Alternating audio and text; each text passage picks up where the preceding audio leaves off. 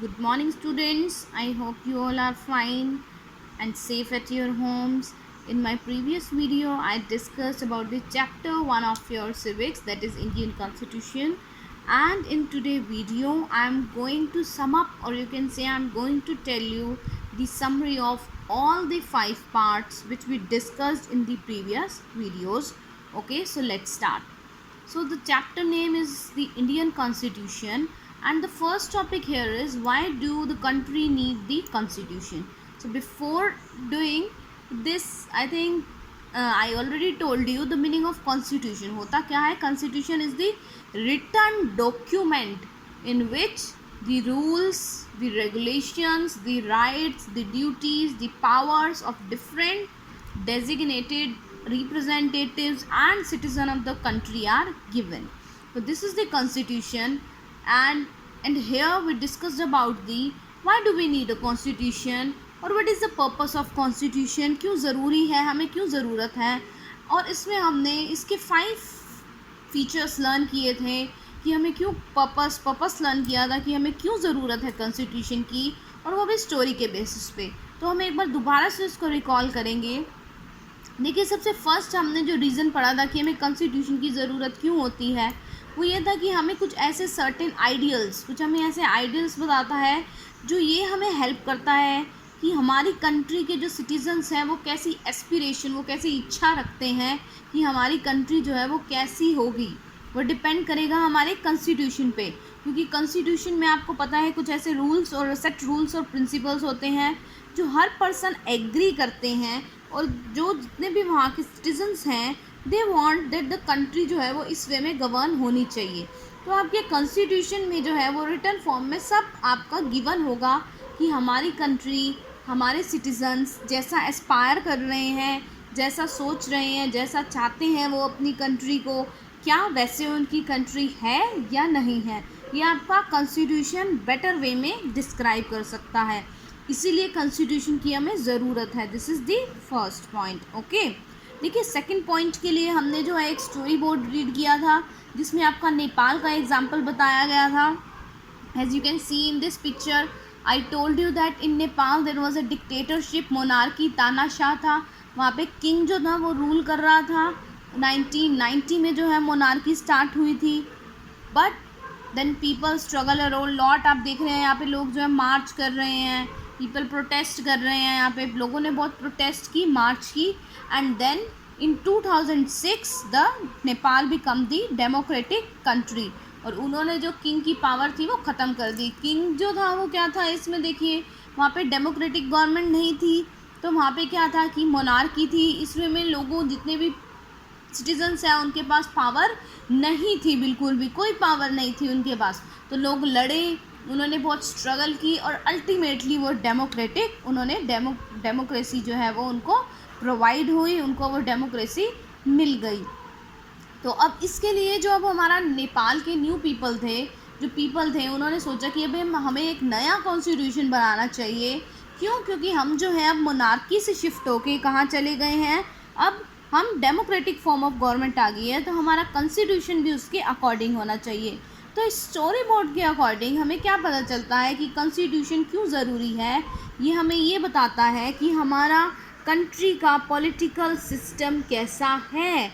It means क्या आपकी country जो है वो आपके कॉन्स्टिट्यूशन के थ्रू ही पता चलेगा कि आपकी कंट्री में कोई किंग रूल कर रहा है या उसके मिनिस्टर्स रूल कर रहे हैं, या आपकी कंट्री में जो है रूल इनडायरेक्टली सिटीजन्स कर रहे हैं. लाइक इन इंडिया में क्या है, देखिए अगर आप वैसे सोचेंगे तो डायरेक्टली तो हमारे रिप्रेजेंटेटिव ही कर रहे हैं. आपके प्रेसिडेंट हैं, प्राइम मिनिस्टर्स हैं, सीएम्स हैं, एमएलएज हैं, हर कोई वर्क तो वो कर रहा है, लेकिन उनको राइट और अथॉरिटी दी किसने है वो वर्क करने की? हमने ही दी है. इनडायरेक्टली हम रूल कर रहे हैं. कैसे? क्योंकि उन्हें वोट देने का राइट किसका है? हमारा है. हमने ही वोटिंग के थ्रू इन रिप्रेजेंटेटिव्स को चूज़ किया है, और यही रिप्रेजेंटेटिव्स हमारे बिहाफ पे डिसीजंस ले रहे हैं. जैसे बीजेपी अब आपकी सेंटर में है तो पब्लिक ने उन्हें वोट किया है, ठीक है, अपने बिहाफ पे डिसीजंस लेने के लिए. अब देखिए यहाँ पे आपका third point. Yes, now we will discuss the third important point in this. Third क्या कह रहा है कि जैसे अब डेमोक्रेसी की बात हो रही है, डेमोक्रेटिक गवर्नमेंट में जो है हम सिटीजन्स चूज़ करते हैं अपने बिहाफ पे ऐसा लीडर जिसे हम पावर दे देते हैं कि हमने रिप्रेजेंटेटिव चूज़ कर लिया और आप हमारे बिहाफ पे डिसीजंस लो और क्या करो, पावर उनके हैंड में दे दी। लेकिन अगर ऐसा हो जाए कि आपने जो है जिस लीडर को चूज़ किया वो अपनी पावर का मिसयूज़ कर रहा है, तो कॉन्स्टिट्यूशन क्या करेगा? तो ये थर्ड पॉइंट है, ज़रूरी क्यों है कॉन्स्टिट्यूशन, नीड क्यों है हमें कॉन्स्टिट्यूशन की? क्योंकि वो हमें सेफ गार्ड, वो हमें सेफ्टी प्रोवाइड करेगा कि कोई भी अपनी पावर का मिसयूज़ नहीं कर सकता है इनजस्टिस क्रिएट करने के लिए। This is the third purpose of आपका जो है कॉन्स्टिट्यूशन। और देखिए, आपको याद हो तो हमने एक स्टोरी बोर्ड के थ्रू इसको बहुत अच्छे से लर्न किया था कि एक क्लास में जो था मॉनिटर था और उस मॉनिटर ने अपनी पावर का मिसयूज़ करके एक ऐसा स्टूडेंट जो बिल्कुल चुप बैठा हुआ था, बोल ही नहीं रहा था, टीचर से उसको क्या किया, रेप्रीमेंट, उसकी जो है डांट लगवा दी बहुत ज़्यादा, टीचर ने उसको पनिशमेंट भी दे दी। तो अब इसी तरीके से आपको क्या लगता है कि कॉन्स्टिट्यूशन में ऐसा हो सकता है कि हमने जिनको चूज़ किया है लीडर्स को, वो अपनी पावर का मिसयूज़ कर सकते हैं? आंसर इज़ नो, वो अपने पावर का मिसयूज़ नहीं कर सकते, क्योंकि कॉन्स्टिट्यूशन हमारे पास ऐसे रूल्स रखती है जिसमें पॉलिटिकल लीडर्स अपनी पावर का मिसयूज़ नहीं कर सकते। क्यों? क्योंकि वहाँ पे सब कुछ पहले से ही डिफ़ाइन है कि हमारी जो रूलर्स हैं, रिप्रेजेंटेटिव्स हैं, उनकी जो है पर्टिकुलर क्या रूल्स होंगी, क्या रिस्पॉन्सिबिलिटीज़ होंगी, and they also work according to that. See also in this we discuss the important definition of right to equality. Right to equality is one of the fundamental right. Right to equality का meaning क्या है? Equality का क्या meaning होता है? everybody is equal. And what does it means? It means no person is discriminated on the basis of race, religion, caste, gender.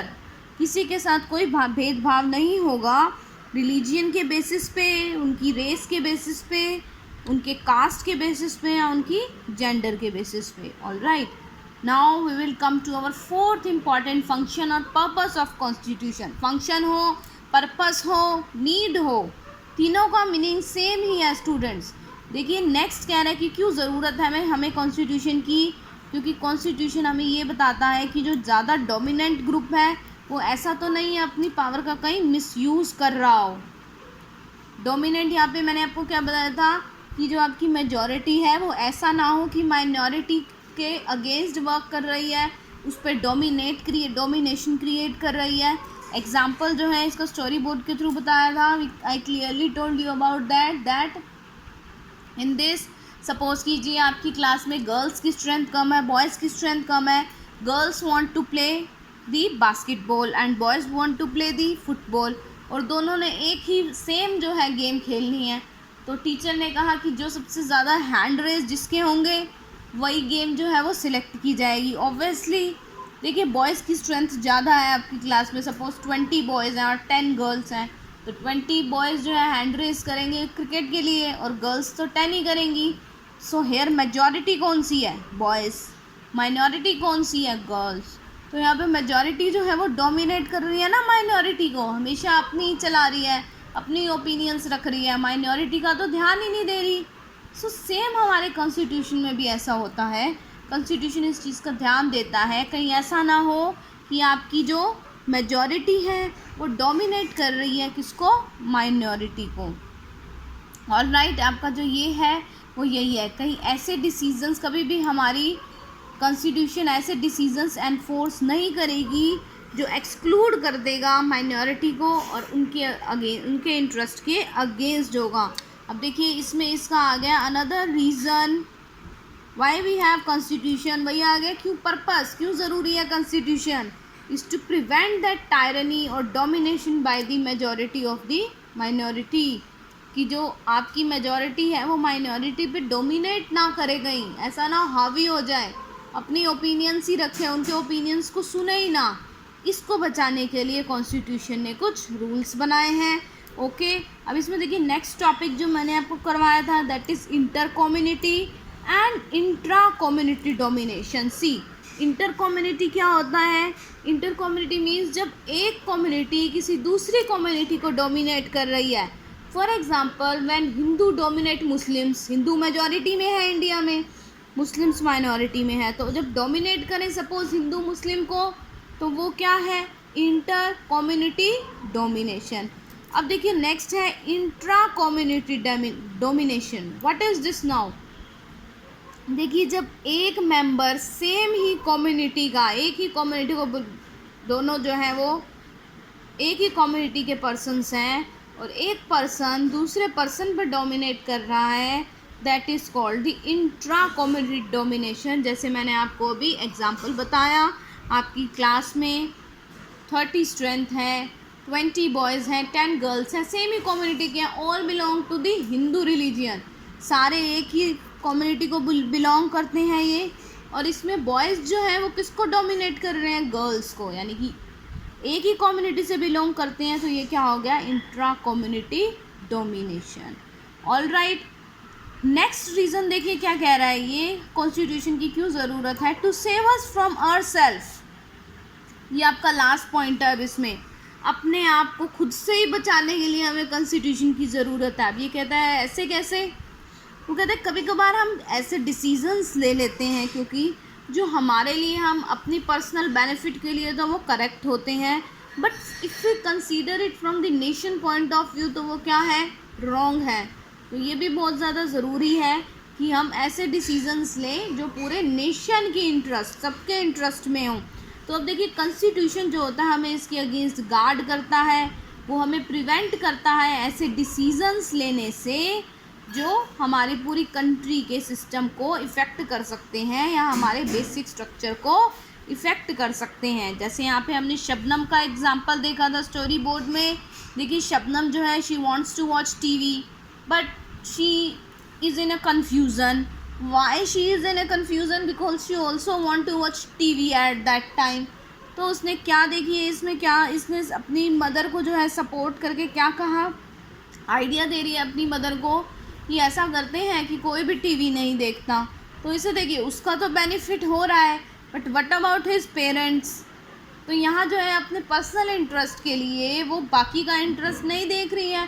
So in the same way हम यहाँ पे जो है कंट्री की बात करेंगे कि कंट्री में अगर कुछ सिटीजन्स जो हैं वो सिर्फ अपने पर्सनल इंटरेस्ट के लिए पूरे नेशन के इंटरेस्ट को के अगेंस्ट जा रहे हैं, नेशन के इंटरेस्ट को नहीं सोच रहे हैं, तो हमारा कॉन्स्टिट्यूशन जो है ऐसा अलाउ नहीं करेगा, ऐसा करने नहीं देगा हमें।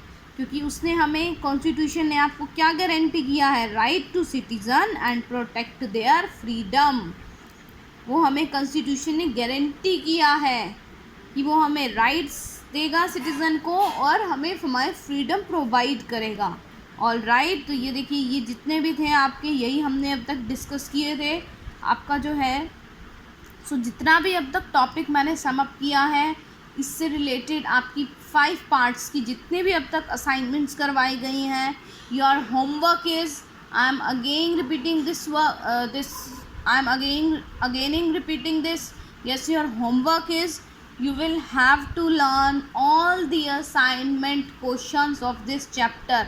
क्योंकि अब मैंने आपको समरी करवा दी है, तो इससे रिलेटेड आपके जितने भी असाइनमेंट के क्वेश्चंस रहते हैं, आपको उन सभी क्वेश्चंस को अच्छे से लर्न करना है। ऑल राइट, और and I will take your oral test. Thank you.